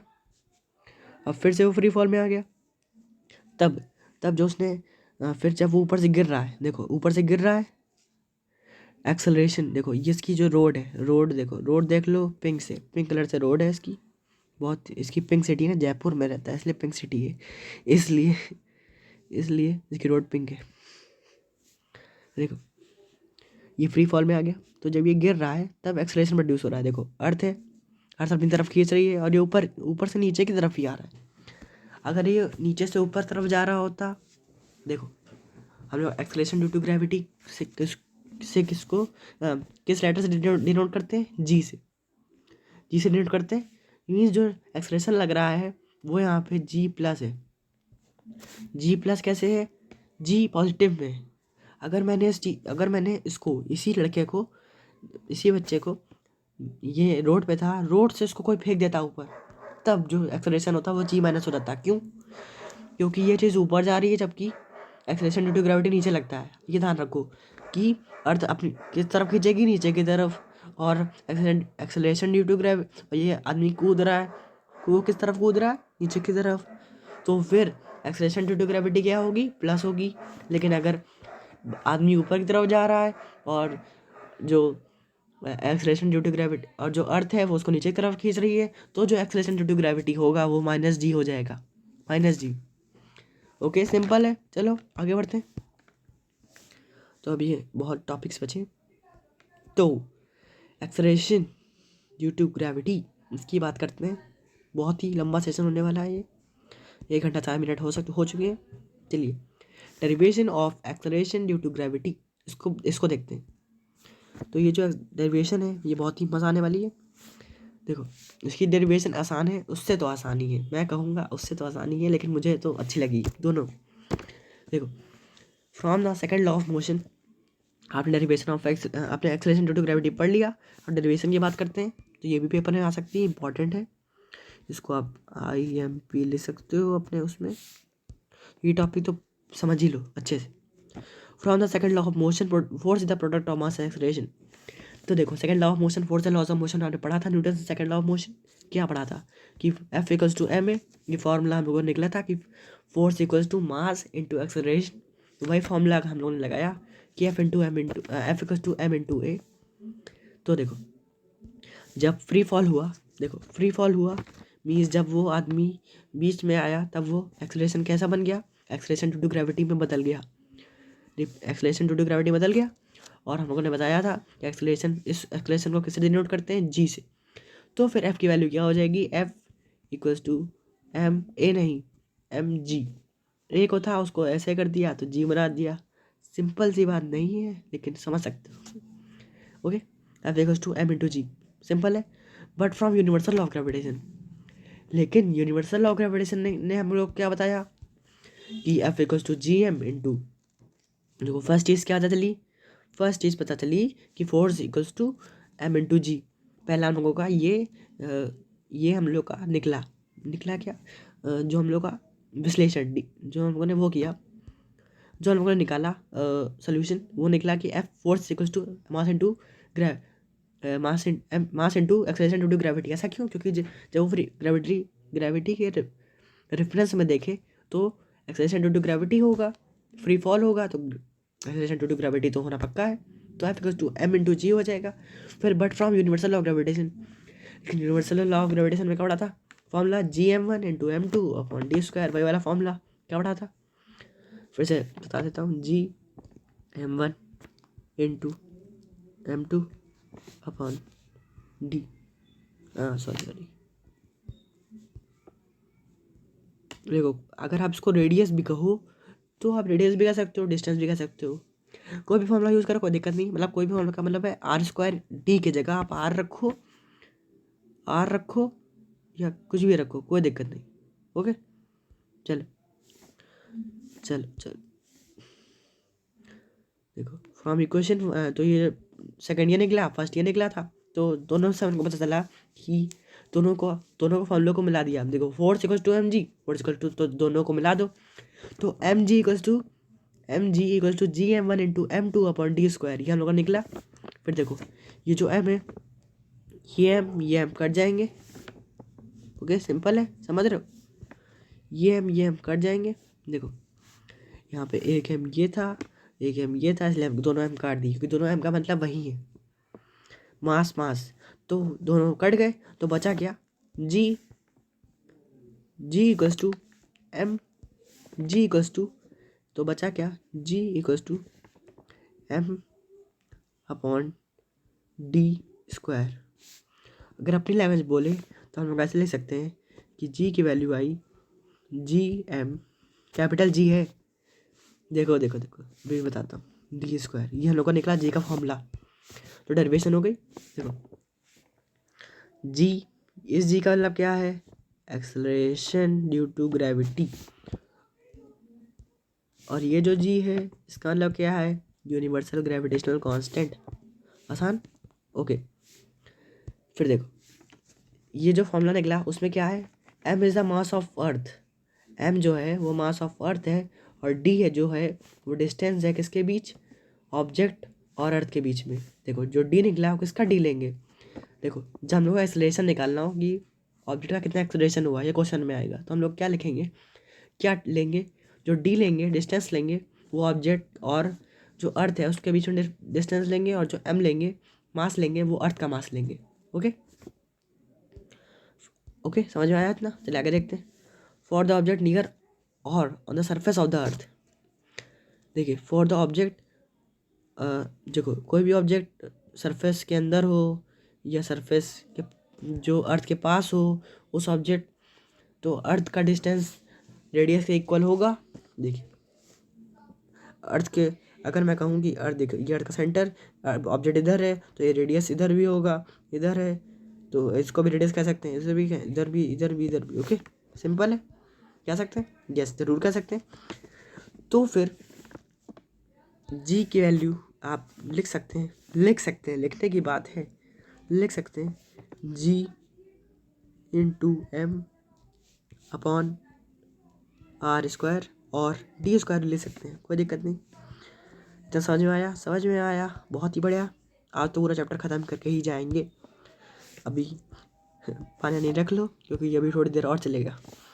Factors affecting the value of G. इसके पहले बता दें कि हमारे चैनल को सब्सक्राइब कर लीजिए। चैनल का नाम है क्लास 9 टर्म 2 विद आदित्य। बहुत ही बड़ा चैनल है, इसमें आपको क्लास 9 से जुड़े हुए सब वीडियोस मिल जाएंगे। इसके बाद और भी वीडियोस आने वाले हैं लगातार। Okay, factors affecting the value of G means G की वैल्यू हर जगह जगह बदल रही है। कैसे बदल रही है? देखो, अर्थ की बात करते हैं। As the radius of the earth, देखो देखो देखो, as the radius of the earth increases from the poles equator. ये तो फालतू का है मतलब।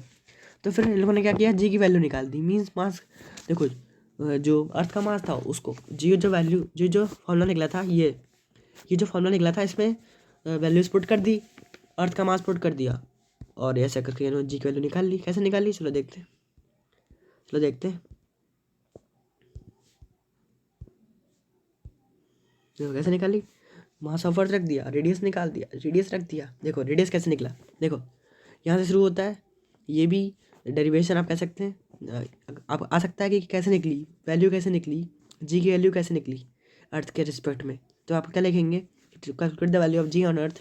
यहाँ से शुरू होती है डेरिवेशन। तो देखो, value of universal gravitational constant हम लोग को पता है 6.67 इंटू 10 की पावर 11 न्यूटन मीटर स्क्वायर पर केजी स्क्वायर। ये पता है बात? यस पता है। चलिए आगे बढ़ते हैं। मास ऑफ अर्थ ये हम लोग को दिया है बुक में। क्या दिया है? आपकी जो नोटबुक है, आपकी जो एनसीईआरटी की टेक्स्ट बुक है, उसमें दिया है 6.4 kg इंटू 10 की पावर 24 kg। बहुत ही आसान। यहाँ पे kg नहीं है, यहाँ पे kg ना रखो तो कोई दिक्कत नहीं। तो 6.4 इंटू 10 की पावर 24 kg ये हम लोग को ये दिया है। और फिर जो रेडियस दिया है वो कुछ दिया है 6.4 इंटू 10 की पावर 6 kg। तो फिर देखो, पुटिंग दीज वैल्यूज इन जी, तो वो जो फॉर्मूला था उसमें इन लोग ने पुट कर दिया वैल्यू। तो क्या निकला, तो फिर इन लोग का जो वैल्यू निकली वो हो गई, जी का वैल्यू निकली G M upon R square. तो देखो वो निकला था formula G equals to G M लिखो। मैंने कहा था कि उसको तुम जी एम लिखो, आप मतलब डी स्क्वायर लिखो या उसकी जगह आर स्क्वायर लिख दो, कोई बात नहीं। तो वही इन लोगों ने फॉर्मूला यूज़ किया है, ये वही फॉर्मूला यूज़ किया। तो लोगों का निकला 6.67 इंटू, ये सब इन लोगों ने वैल्यू पुट कर दी 6.67 इंटू, देखो कुछ ऐसा बना 6.67 इंटू 10 की पावर, वो जो ग्रेविटेशनल कांस्टेंट है उसकी -11 newton metre square KG square. Okay, फिर देखो, फिर इंटू, फिर इंटू 6.4 इंटू, एक मिनट रुको, 6.4 इंटू 10 की पावर जो उसका वो निकला था, क्या कहते हैं, जो मास निकला था वो रख दिया। तो सब रखने के बाद जो उनको वैल्यू मिली वो मिली 9.8 सेंटीमीटर, 9.8 मीटर पर सेकेंड स्क्वायर। ओके, सिंपल है, ये समझ में आ गया, बढ़िया है। वरना आगे बढ़ते हैं, बढ़े। ओके, बढ़ते हैं। तो सब्सक्राइब ज़रूर कर लीजिए, फिर से बता रहा हूँ। ऐसे वीडियो बताता नहीं था कि पूरे उसमें बताता रहा हूँ, लेकिन बहुत लंबा वीडियो हो गया, कोई दिक्कत नहीं। देखिए, वेट मैं आपको इंतज़ार करने के लिए नहीं कह रहा हूँ। वेट का मतलब है वज़न आपको लगता था, लेकिन वेट ऐसा कुछ नहीं है। जो भी आपने पहले पढ़ा वो सब मैं आपको बताने वाला हूँ, ये सब झूठ है। जो मैं अभी बताने वाला हूँ वो सच है। ऐसा नहीं है कि जो मैं बताने वाला हूँ सच है, मतलब सच तो है लेकिन हर बात, क्योंकि पहले आपको कुछ बताया गया, साइंटिस्ट ने, बड़े बड़े साइंटिस्ट ने कुछ और निकाला। तो ऐसे ही देखते हैं जो डेफिनेशन दी गई है वेट की। The force of attraction of the earth on an object is known as weight of the object. Definition निकली है हम लोगों की, वेट की डेफिनेशन ये आप अपनी लर्न कर सकते हैं, आप अपनी कॉपी में ले सकते हैं, आप अपनी टेक्स्ट बुक में ले सकते हैं, आप देख सकते हैं, ये एकदम सही डेफिनेशन है। The force of attraction of the earth of an object is known as weight. समझे कैसे? देखो वेट क्या होता है? Force of attraction. अर्थ, देखो अर्थ फोर्स ऑफ अट्रैक्शन लगा रही है, जिसको ग्रेविटी कहते हैं। देखो अर्थ किसी हर ऑब्जेक्ट को अपनी तरफ खींच रही है, हर ऑब्जेक्ट को अपनी तरफ खींच रही है। तो जितने फोर्स से ऑब्जेक्ट, जितने फोर्स से जो अर्थ है वो दूसरे ऑब्जेक्ट को खींच रही है, वही उसका वेट है। मतलब कि जैसे कि ये जो है, ये जो महाशय हैं, ये अर्थ पृथ्वी पे खड़े हैं। देखो ये एलियन की तरह लग रहा है, ये पृथ्वी पे खड़ा है। ओके, तो देखो ब्लू अगर मैं दिखाऊं तो ये देखो इसका पाथ है, ये एक मिनट, इसका पाथ है, ये इसका पाथ है, ये इस पे खड़ा है। फिर देखो, फिर अर्थ इसको अट्रैक्ट कर रही है, ये अर्थ है, अर्थ इसको अट्रैक्ट कर रही है। देखो वेट की डेफिनेशन जो पड़ी, मतलब कि देखो उस बच्चे को जितने फोर्स अट्रैक्ट कर रही है अर्थ, उसको हम लोग वेट कह सकते हैं और कहते हैं। तो देखो पहली बात तो SI unit of weight is N और Newton. SI unit of weight Newton क्यों है ये भी मैं बताता हूँ। देखो वेट क्या है? द फोर्स, पहले पॉइंट में लिखा है the force of attraction of the earth. तो अर्थ जो अर्थ फोर्स लगा रही है उसको वेट कहते हैं। जो अर्थ फोर्स लगा रही है दूसरे ऑब्जेक्ट पे, वो सब छोड़ो, ये सोचो फोर्स, फोर्स है बस। Weight is a force. Okay, weight is a force. और ये फोर्स की एसआई यूनिट क्या होती है? फोर्स की एसआई यूनिट होती है न्यूटन। ओके, सिंपल है इसलिए उसकी न्यूटन है। और it is denoted by W, W, yes W, sorry, W से डिनोट करते हैं। सिंपल है, समझ सकते हो। ये देखो डब्ल्यू से डिनोट करते हैं, क्यों? इसका थाने का कोई रीज़न नहीं है। देखो वेट डब्ल्यू पहला लेटर है इसलिए डिनोट करते हैं, बाकी इनका मन है। डेरिवेशन, अगर मैं इसका फॉर्मूला का डेरिवेशन बताऊं कि ये कैसे डेरिवेट हुआ, डेरिवेट क्या मतलब कि इसका फॉर्मूला कैसे निकला, तो देखते हैं। सेकंड लॉ के अनुसार, from second law of motion हम लोग को पता चला कि F force equals to mass into acceleration. तो अर्थ के केस में जो एक्सेलरेशन है वो जी बन जाता है, आपको पता ही है, एक्सेलरेशन ड्यू टू ग्रेविटी। तो फिर फोर्स जो बन जाएगी वो एम इंटू जी हो जाएगी। और हम लोग को अभी मैंने बताया ऊपर कि weight is the force of attraction, force of attraction, force फिर से कहूँगा, फोर्स ऑफ अट्रैक्शन। तो वेट फोर्स ऑफ अट्रैक्शन है, तो वेट, तो फोर्स की जगह वेट आ जाएगा। तो W equals to M into G. Okay, फिर से मैं कहूँगा सब्सक्राइब नाउ, सब्सक्राइब पे क्लिक कर दीजिए, बटन दबा दीजिए, जो भी बटन हो, बेल आइकन दबा दीजिए, कहते नहीं हैं व्यूअर्स, यूट्यूबर्स कहते नहीं, दबा दीजिए। ओके ठीक, मास की बात करते हैं, बहुत ही जल्दी मास पे आ गए हैं। देखो मास, पहले तो हम लोग को क्या पता था कि व्हाट इज मास। मास पता था कि वेट इज मास, ये पता था हम लोग को कि मास इज वेट। ये हम लोग को पहले पता था कि जितना आदमी का वेट होगा उतना आदमी का मास होगा, बट ऐसा नहीं है। मास की एक खुद की एक डेफिनेशन है, मास की एक खुद की डेफिनेशन है, उसका एक खुद का मतलब है। वो वेट नहीं है कि वेट इज मास, दोनों इक्वल है, सब अलग है, बेकार। तो इसका मतलब क्या है? The quantity of matter present in physical body is called mass. Okay, तो अगर मैं कहूँ कि तुम्हारा मास क्या है, तो तुम कहोगे कि, अगर कहें व्हाट इज मास, तो तुम वो हमेशा ये नहीं बोलोगे कि मास इज वेट और वेट इज द, तो आप कहोगे व्हाट इज वेट, तो आप कहोगे कि weight is the force of attraction of the earth on the object. लेकिन ऐसा नहीं है। मास क्या है? मास है the quantity of matter, means जितना मैटर मेरी फिजिकल बॉडी में प्रेजेंट है उसे मास कहते हैं। सिंपल। तो एसआई यूनिट क्या है मास की? एसआई यूनिट है मास की केजी। सिंपल, एसआई यूनिट देख लीजिए, केजी। केजी तो पता ही है। तो वेट की हम लोग केजी समझते थे, तो वेट की न्यूटन निकली। और मास की तो केजी थी, क्योंकि हम लोग पहले पहले सबको यही लगता था कि mass equals to weight, but not mass equals to weight, mass is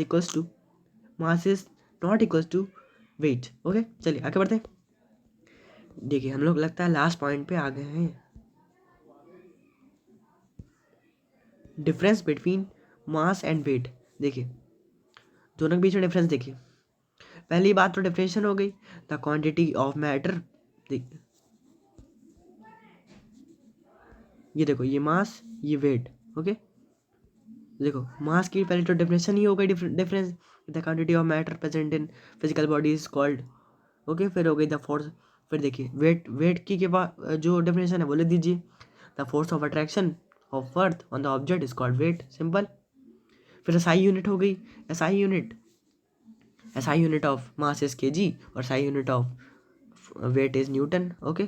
फिर देखिए mass is scalar quantity, mass scalar quantity है, क्यों? क्योंकि उसमें डायरेक्शन नहीं होती, but weight is vector quantity, इसमें मैग्नीट्यूड भी है। वेट में वेक्टर कैसे है? वेट वेक्टर क्वांटिटी कैसे है? क्योंकि फोर्स, देखो फोर्स आपको पता है, फोर्स वेक्टर क्वांटिटी है और weight is a force, so weight भी वेक्टर क्वांटिटी होगी। Mass of body always remain constant, does not change place to place.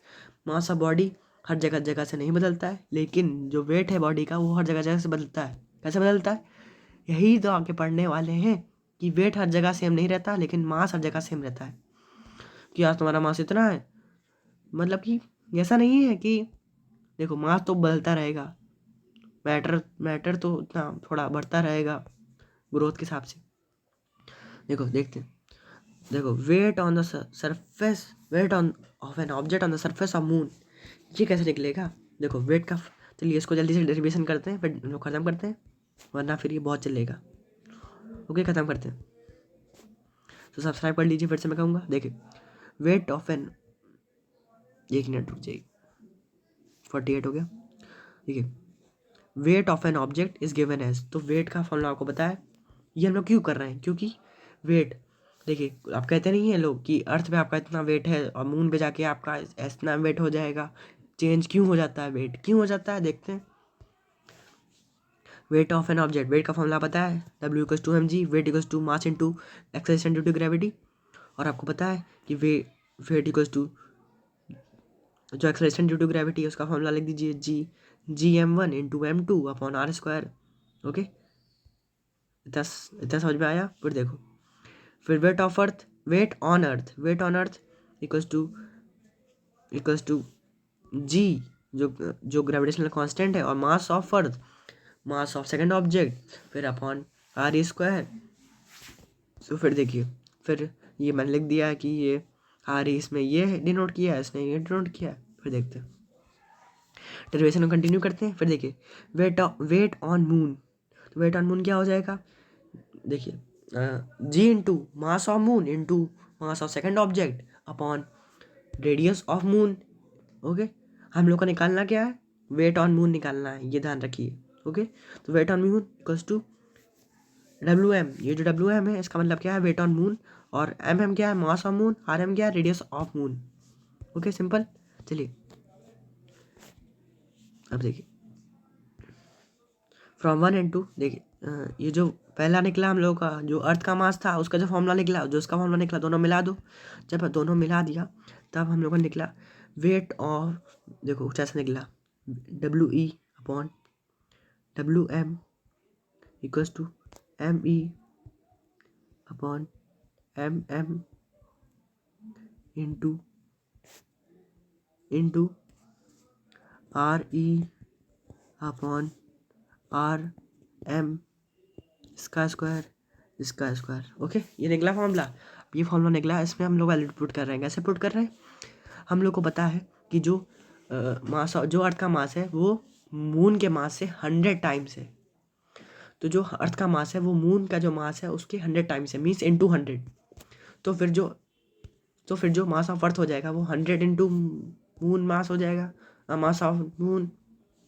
फिर रेडियस की बात करते हैं, तो रेडियस जो अर्थ का रेडियस है वो मून के रेडियस है इंटू 4 है, means 4 into radius of moon, okay simple है। फिर जो फॉर्मूले में हम लोगों ने पुट किया, तो ये देखिए, ये रेडियस लिख देंगे तो 4 का स्क्वायर हो जाएगा, तो हम लोग को आ जाएगा 100/16।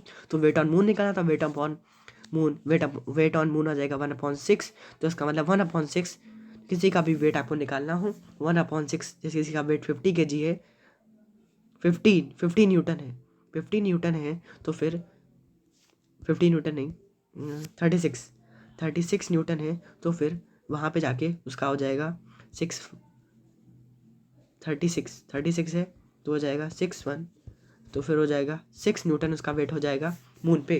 1/6 होता है उसका उसमें। फिर देखते हैं difference between capital G and small G. देखो कैपिटल जी की बात करें, ये कैपिटल जी और ये स्मॉल जी। तो कैपिटल जी क्या है, यूनिवर्सल ग्रेविटेशनल कांस्टेंट, और रेजिस्टेंस ड्यू टू ग्रेविटी को जी कहते हैं, जी कहते हैं, आदर देते हैं, सम्मान देते हैं। फिर देखो ग्रेविटेशन और ग्रेविटी में फ़र्क देखो। जब मैं ग्रेविटी की बात करूँगा तब मैं कहूँगा कि देखो, जब मैं बात करूँगा ग्रेविटेशन की तब मैं कहूँगा कि किसी अट्रैक्शन बिटवीन एनी कोई भी टू ऑब्जेक्ट्स के बीच में अट्रैक्शन हो तो उसको ग्रेविटेशन कहते हैं। लेकिन अगर ग्रेविटी की बात करेंगे तो हम लोग कहेंगे कि उसमें से एक ऑब्जेक्ट प्लैनेट है और इसमें कोई भी ऑब्जेक्ट हो सकता है, टीवी हो गया, पेन हो गया, और इसमें एक ऑब्जेक्ट प्लैनेट होगा ही, ऐसा हो नहीं सकता कि हो ना। ओके, तो पहुंच गए हम लोग अपने लास्ट पार्ट पे। थैंक्स फॉर वॉचिंग, सब्सक्राइब करिए, टारगेट हमारा 1K सब्सक्राइबर, उसको पूरा करिए प्लीज़, मदद करिए, कमेंट करिए, शेयर करिए, लाइक करिए। ओके, धन्यवाद। आगे मिलते हैं, ये पार्ट 1 था, मिलते हैं अगले पार्ट में, बहुत ही मज़ा आएगी अगले पार्ट में। तो अगला पार्ट होगा इक्वेशन का यूज़ कैसे करें हम लोग न्यूमेरिकल्स में, उसका पार्ट होगा, उसको भी देखिएगा, बहुत ही मज़ा आने वाली है। Okay, bye, thank you, thanks for watching.